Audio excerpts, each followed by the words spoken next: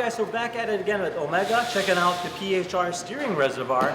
Now, if you do own a Supra, it's probably one of the most famous ones out there, in which we got one here today. Let's take a look. All right, check that out. Got the AN line, pretty beefy.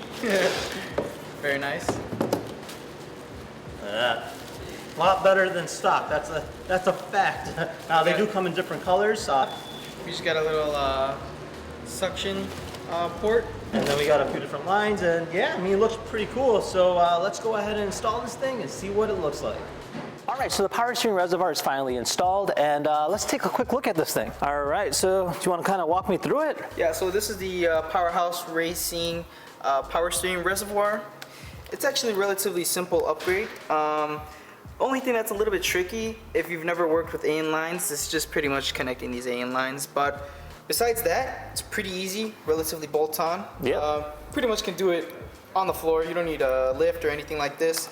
But yeah, it's only 2 bolts here on the side, and that's basically it. Yeah, it's a lot cleaner too, and definitely improves the looks, especially compared to the factory one. Hands down, I would recommend this one.